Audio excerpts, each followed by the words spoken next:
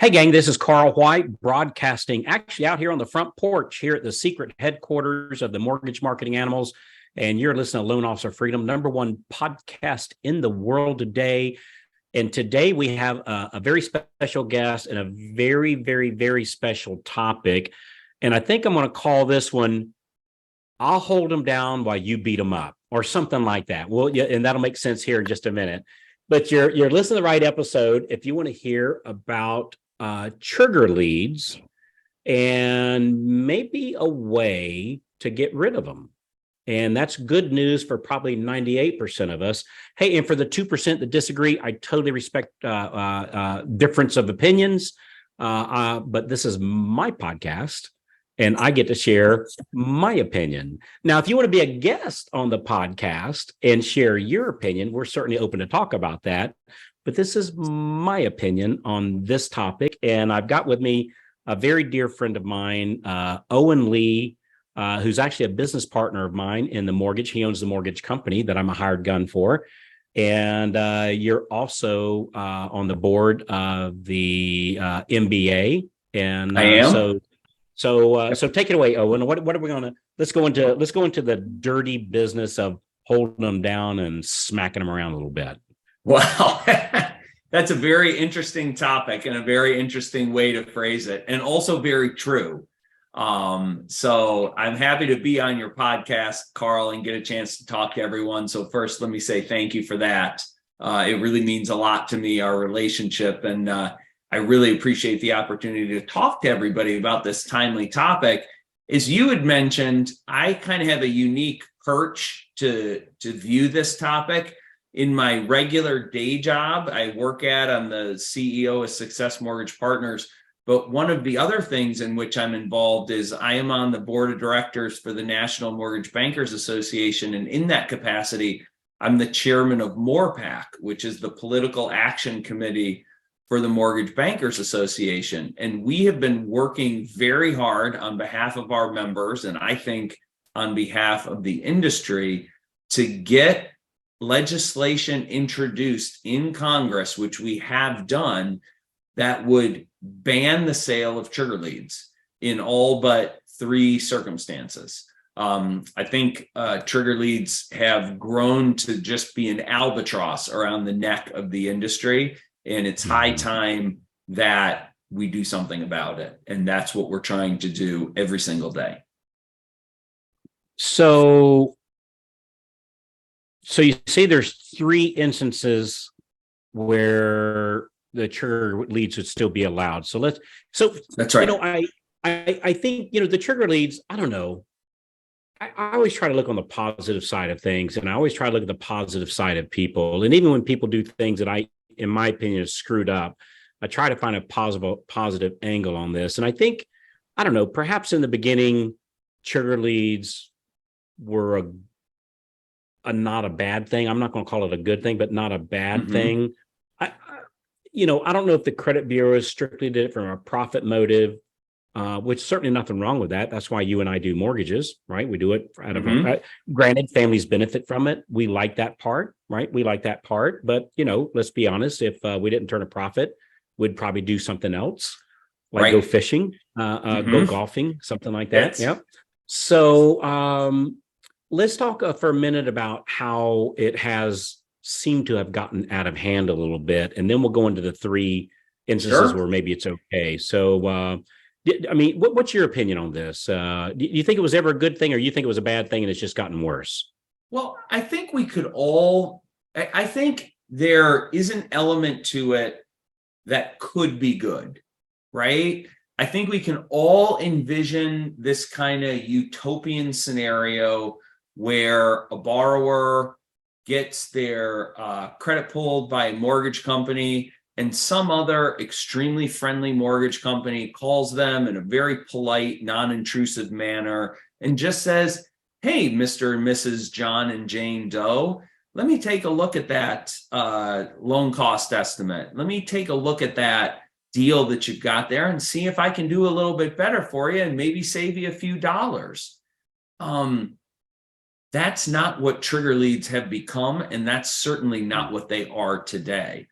First of all, at our company, Success Mortgage Partners, the vast majority of borrowers that we talk to about trigger leads and what's going to happen to them when they get their credit pulled and whether or not they want to opt out before then, the vast majority of people have no idea that the credit bureaus have a right to sell the information that they pulled their credit for mortgage purpose. Most of them find it incredibly intrusive and don't understand that it's a thing that can be bought and sold in a marketplace. So I think the general public's lack of knowledge on the topic and lack of consent is an absolutely huge issue.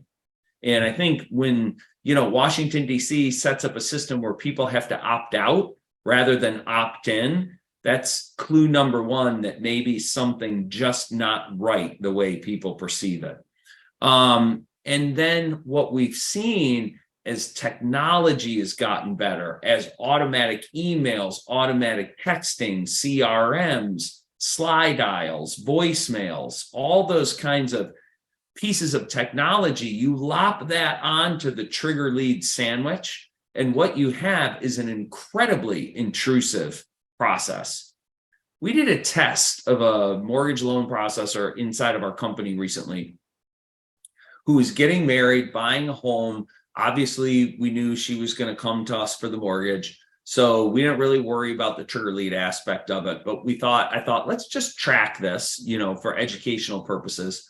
So we didn't do any of the things that you might do in order to limit who can see that information or to make it less desirable to them. But this poor young lady got 147 contacts in 42 hours. She got phone calls, she got emails, she got texts.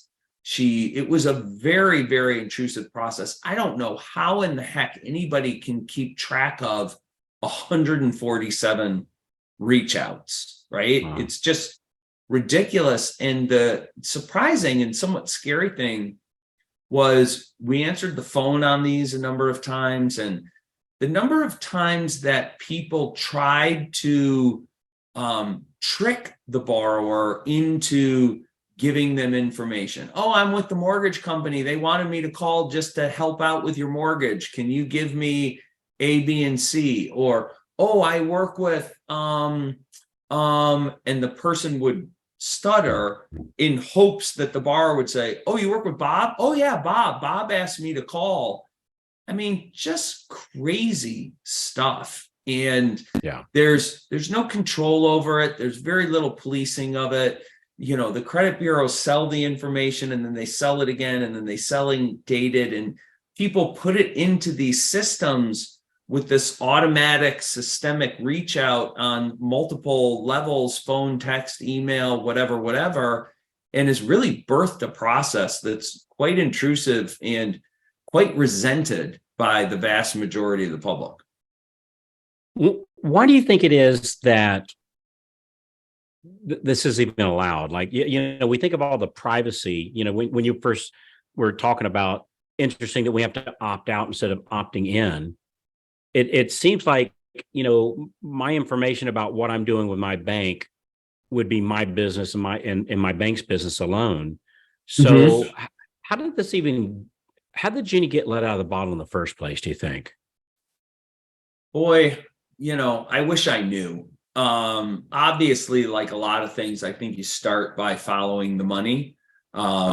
Somebody at a credit bureau, somebody at FICO, I don't know who it was or 100% how it's authorized, but I'm sure at some point in time, somebody had that little light bulb go inside their head and they said, oh, well, Mr. and Mrs. Jones just got their credit pulled and they might buy a house. I bet you there might be some other people that are interested in that information, right? And then it just became this avalanche, right? We have all these new technologies that we haven't had before, and these technologies drive a lot of behavior.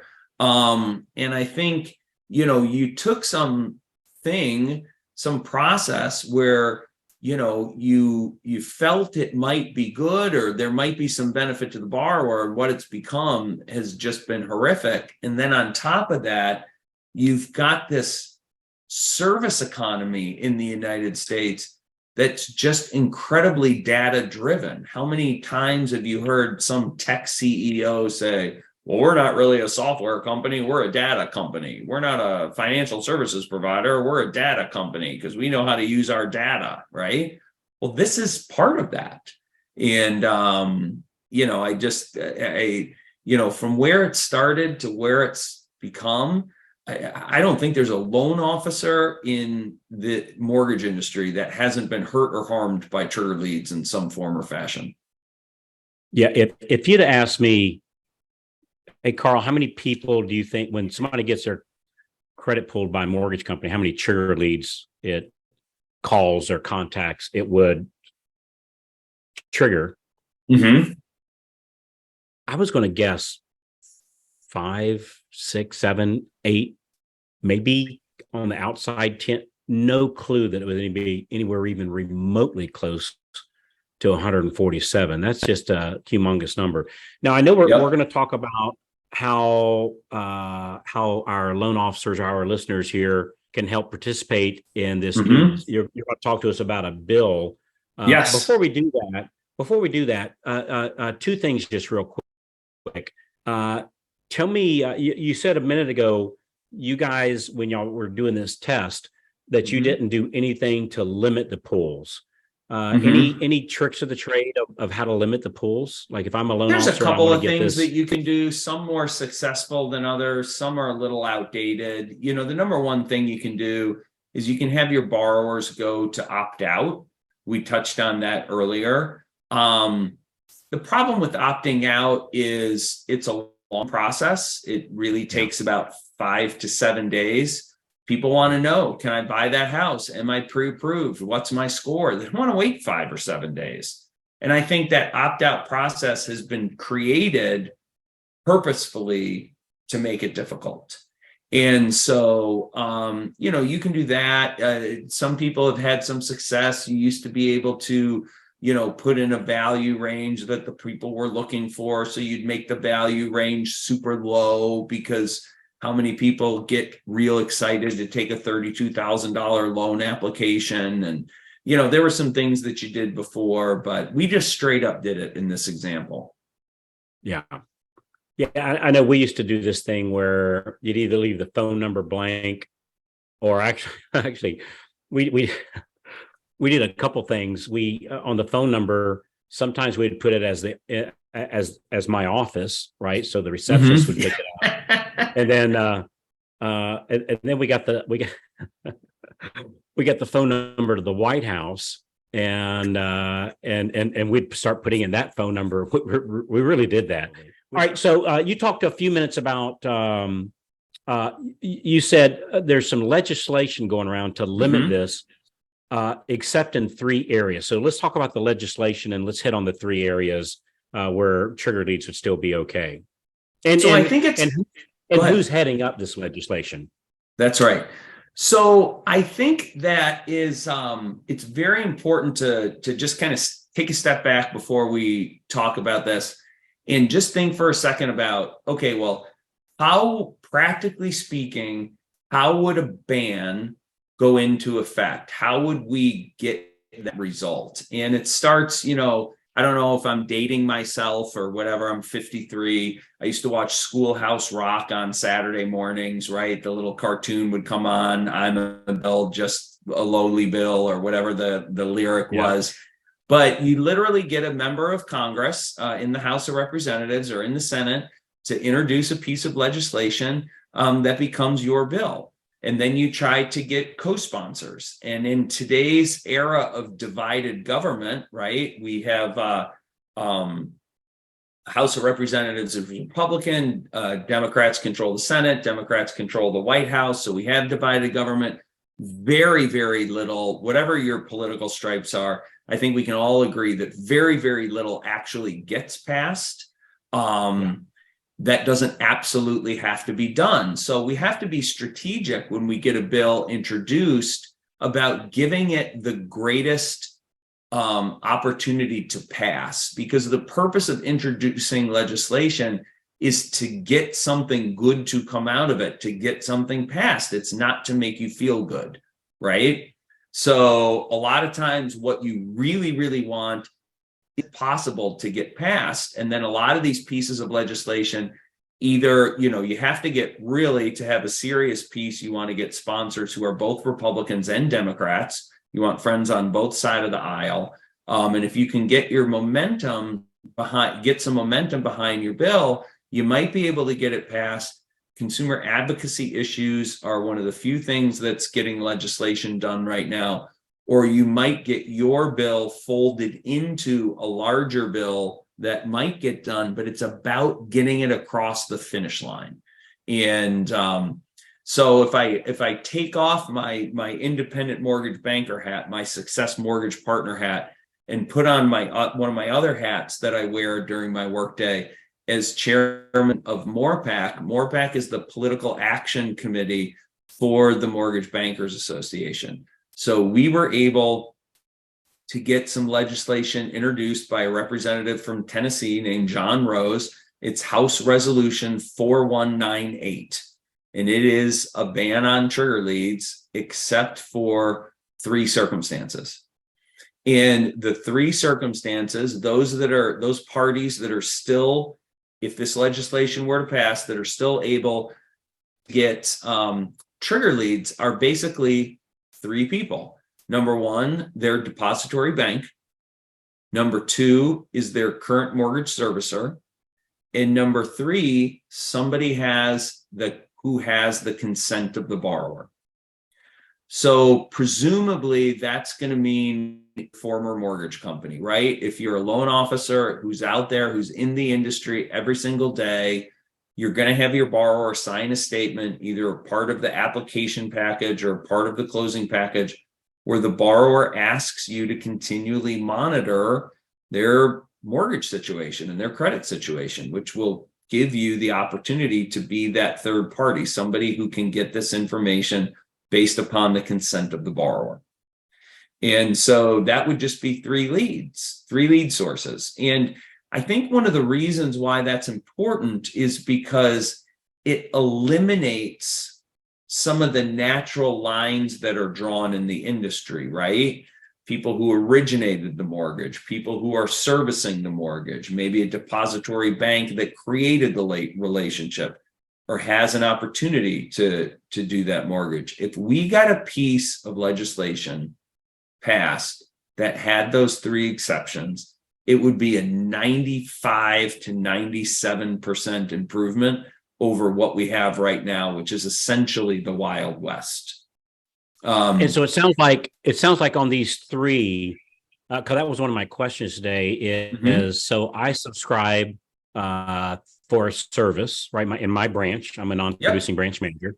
So in my branch, I subscribe to a service that if somebody in my past database does a mortgage pull, now, even though we're calling them 4 times a year, we're snail mailing them once a month, we're emailing them once a week, and let's say we're doing all that, and yet they do a mortgage pull, or maybe I haven't been marketing my database, right? And if they do a mortgage pull, it alerts me, this software alerts me that, hey, Jane Doe or John Doe or Jane and John Doe just did a mortgage pull. And so it alerts me, so I can then call them up and, refamiliarize them with myself that I'm the person who helped them with their mortgage last time. So with this legislation, that software would still be able to do that I would be one of those exceptions. Is that what I'm hearing? Correct. And when you really think about it, there's a product out there, Sales Boomerang, which I think is being rebranded as Trust Engine. There's other services that might provide that. There's going to be more coming in the world of predicted technology and artificial intelligence. You're going to want the consent of the borrower. So the answer is yes, 100% correct. If you get the consent of the borrower, if you fall into that third category, you'll still be able to use those technologies. You'll still be able to use that service, and it will be completely fine. Interestingly, there's another piece of legislation extremely similar. That's House Resolution 2656. For those of you keeping a scorecard at home, that would be a complete ban. And the way that's written right now, that would eliminate the ability to use that technology. And I understand how the complete ban makes you feel good, right? I've had many days in my mortgage career, especially in the last 12 to 24 months, where I've been extremely frustrated by trigger leads, where I think, let's just get rid of them, just ban them all. Well, when you do that, you're also banning yourself. And I think that's an important point, especially when we think about the technologies that are going to be created for us loan officers coming down the pike. Yeah. Of course, if we just market it to our database, like we all know. Yes. I don't like using the word should, right? Right. But that we know to do, perhaps a lot of this, wouldn't be the issue. We could ban them all if we're right. If we're actually marketing to our database. But well, if we're being very frank with one another, and I know this audience, and I know members of the Mortgage Marketing Animals, and I know members of the Freedom Club are way, way, way above average when it comes to this. But we've all heard that phrase, right, on people's voicemail recordings. Hey, thanks for calling Bob Jones, your mortgage consultant for life. We all like to think of ourselves as that, right? But the statistics don't bear that out. The statistics are that borrowers only go back to, I think the last stat I saw was 17% of the borrowers go back to their loan officer. So, you're basically looking at 1 in 6. 5 out of the last 6 borrowers you close statistically will go someplace else. And I know everybody who's within the sound of this podcast probably has a better percentage than that. But even if you're twice as good as the next person, you're still losing 2 out of 3. Yeah. Interesting stuff. All right. So I know I guess you still are. I was going to say in your previous life, you were an attorney. So you still are an attorney, right? I still pay my bar dues. Yes. Yeah, still pay your bar dues. Yes. But you let me know that apparently holding them down and beating them up is actually perhaps against the law, and that you could have no participation in such activity. So give me option B. Give me option B. How do we stop this? So what I would encourage everybody to do is to join an organization sponsored by the Mortgage Bankers Association called the Mortgage Action Alliance, MAA for short. But what the Mortgage Action Alliance is, an amazing organization. First of all, it costs 0 money to join and contains 0 obligation. But what the Mortgage Action Alliance does is the Mortgage Action Alliance informs all of its members of the progress of the legislation and when those important points occur, when those emergent points occur where we must, as an industry, make our voices heard. And they will send you an email, they will send you a text where they track who your senator is, who your other senator is, who is your elected member of Congress. Is this you? Is this your address? Click a button, and it sends that information, that message, to your 3 elected representatives in literally less than 30 seconds at your direction on how you feel about this issue. So if you're interested in stopping trigger leads, the very first step is to join the Mortgage Action Alliance. And I would do that simply one of 2 ways, whatever's easiest for the audience listener. They can either text MAA, again, that's MAA for the Mortgage Action Alliance, to 50457. All right, 50457. And believe it or not, literally, you'll know this about me because I'm not a real high tech guy. I have never texted one of these 5-digit numbers ever. So all I have to do is on the 2 when I text, instead of texting in your phone number, I would just text in those 5 digits, and that's it. 5 digits, 50457, and then literally in the message, 3 keystrokes. MAA. Yeah. In the message part. So the message part, MMA, and the two who I'm sending it to is 50457. So that's correct. MAA, like mother Apple. alpha. Yeah, mother apple. And then text that to 50457. And there's absolutely no cost to doing that. And then no cost. And then how does that work?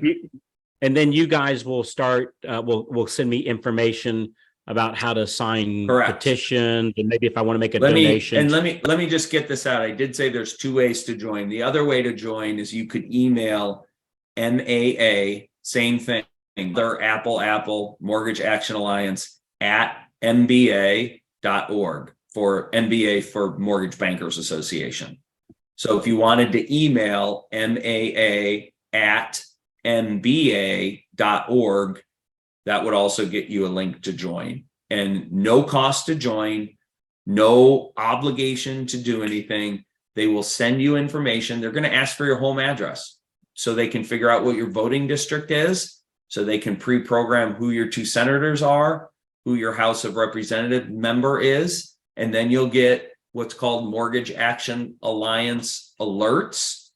You might get them once a month. You might get them several times a month. It depends upon what legislation action is going on. And they inform you. And, an informed audience, there's 60,000 members of the Mortgage Action Alliance, but there are hundreds of thousands of people who are in the mortgage industry. And I think we should all belong to the Mortgage Action Alliance, because we could help make a better industry. So what will happen is what they alert me to, and this is a question because I'm not familiar with this. Yeah. That what they'll do is they'll alert me, hey, there's legislation going on. We need you to write a letter like this and send to this representative, and here's the information of your representative. That kind of thing. Is that what we're talking about here? Well, that's correct, but it's even one step easier than that. So, of course, they give you all the information that you just said. Here's what's in front of the legislator. Here's the position and why. And here's your legislator's contact information. But they also contain a pre-written email where if you agree, all you have to do is click a button and it goes automatically to your senators and to your House of Representatives. So if you want to make your voice heard along with the Mortgage Action Alliance, you're of course free to write your own letter. You're of course free to call your representative or your senator's office. But if you literally want to make your voice heard, you can click a button and send the email.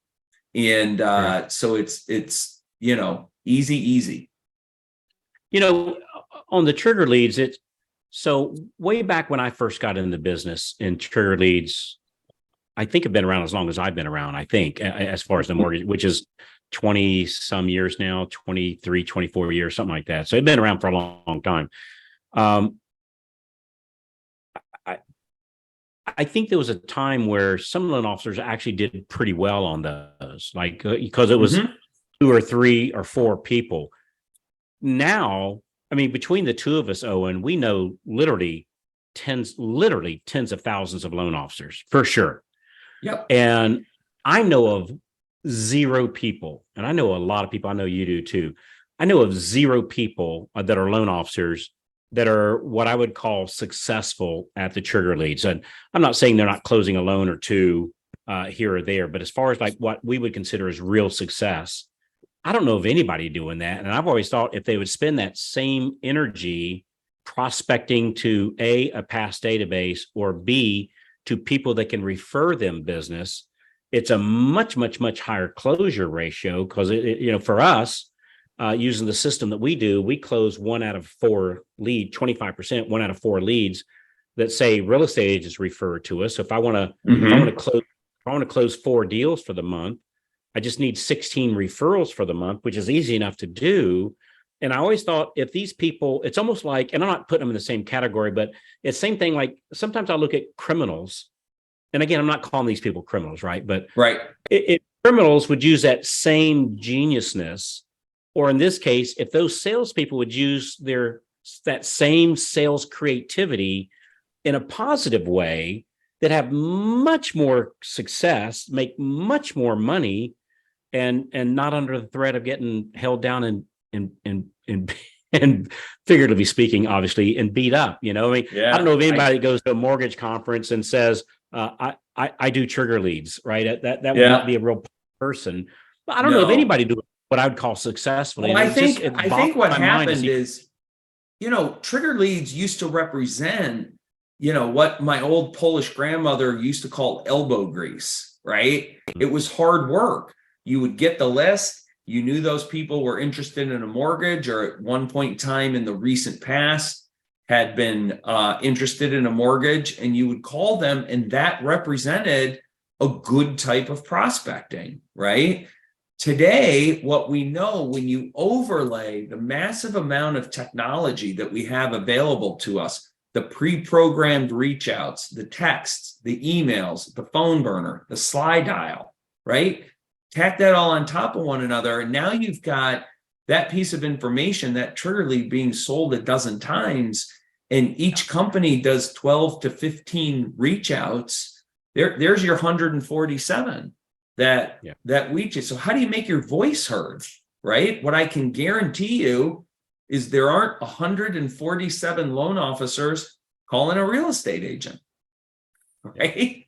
There aren't. So it's just technology has really changed the dynamic, made it something that might have been once valuable prospecting to now, I don't even want to say a voice in the desert, because it's like trying to get recognized amongst 160 voices in the desert. I don't even know what the proper analogy would be. I've often think technology, it's a blessing and a curse. It's a double-edged sword, as the old cliche. So, all right, I think we covered it. So, to help us fight against the trigger leads with this new legislation and the bills apparently in the works, if you text MAA, like Mother Apple, MAA to 50457. And I know a lot of people listening, you're on the treadmill in the morning, maybe you're driving to work.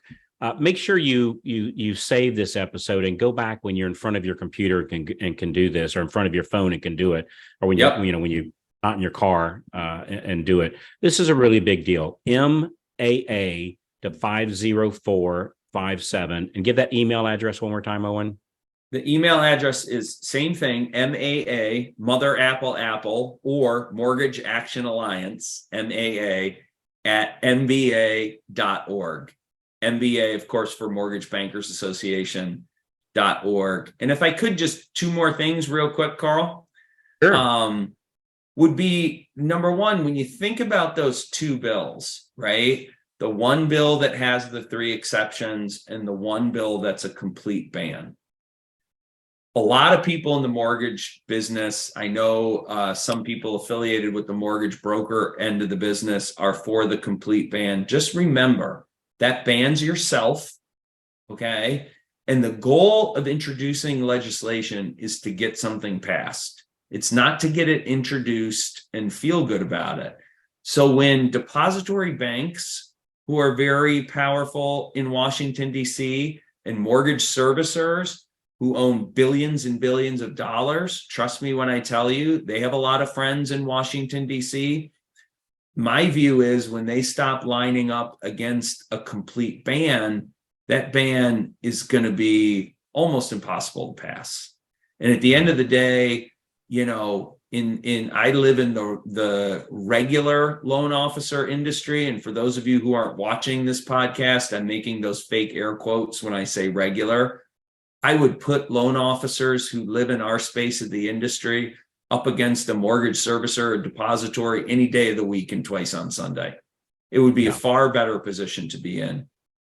And I think, go ahead. I think what it might come to is pick the battles you think you can win. Exactly. And I think just one more point, when you join the Mortgage Action Alliance, that's a wonderful thing. Everybody, regardless of how you feel about trigger leads, everybody should join the Mortgage Action Alliance just to stay abreast of the industry. And then I would be remiss if I didn't just talk for 45 seconds about MORPAC, the Political Action Committee for the Mortgage Bankers Association. We promote good legislation. We stop bad legislation. And when I say good and bad, I mean for the housing industry. Our goal is to educate and support members of Congress and really support the ones that understand the housing industry. We're not about conservative. We're not about Democrat. We're not about red. We're not about blue. We're not about whether you have an R after your name or a D after your name. We're about making friends in Washington, D.C. with members of Congress who care and understand about our industry. And it is amazing how much we're able to accomplish, how much, quite frankly, punch above our weight, both getting good things passed and getting bad things to stop from happening. The 50 basis point refinance tax, that was a thing about 24 months ago. The 45% debt to income ratio, loan level price adjustment, which almost just passed, and then the FHFA eliminated it.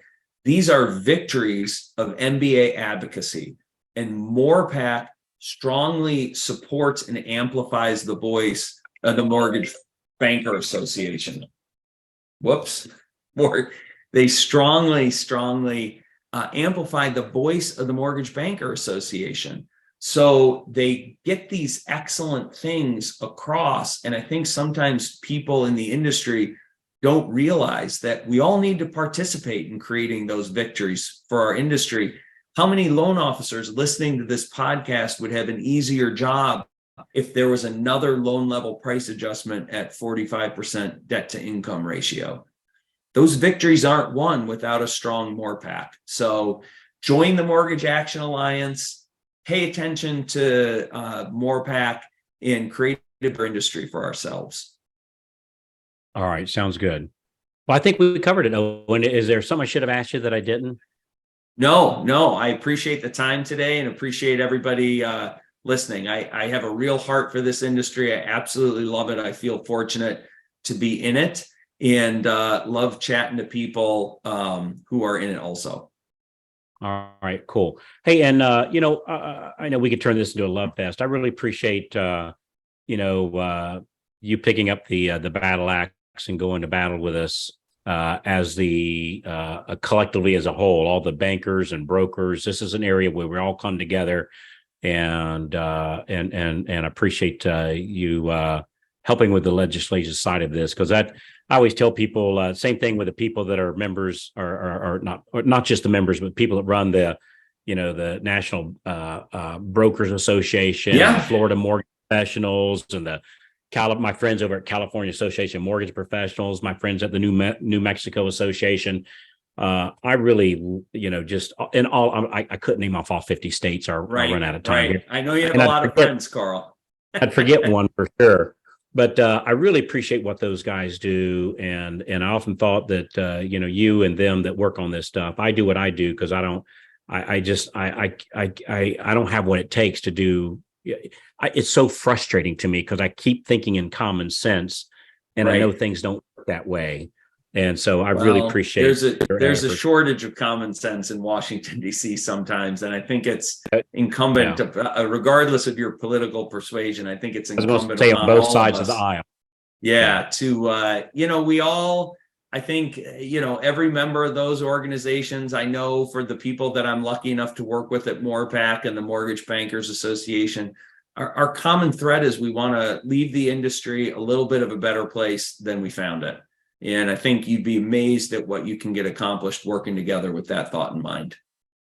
That's a great point. And brother, I think, for both you and me, that what the industry has done for us and provided us and our families and our friends and some of the people that we've been able to help along the way because of it, it's nothing short of remarkable. I mean, it's been for me, for sure. Yeah, you alluded to it earlier. I'm an attorney by trade. I was in the title insurance business. I still am in the title insurance business. I'm thankful for that. I've been on the vendor side of the mortgage business for years, and then 20 years in as a mortgage banker. And I think I have a little bit of a greater appreciation for this industry simply because I've been in other industries. And I'm so thankful for the opportunity that this industry has given me and my family and really everybody who's listening to this podcast. We're very fortunate to be in it. Yeah. So sometimes we have to pick up the stick, or wrong. Sometimes we have to pick up the sword and do what's necessary to help ourselves That's right. and others before and after us. So That's all right. right. So that's it. All right. Love so MAA to 50457. And I put that here. Let's do it one more time here at the very end for those people that are walking or driving. They come right here. So here at the very end, it text MAA to 50457 or MAA@nva.org is an email address. That's MAA, same thing for Mortgage Action Alliance @nva.org.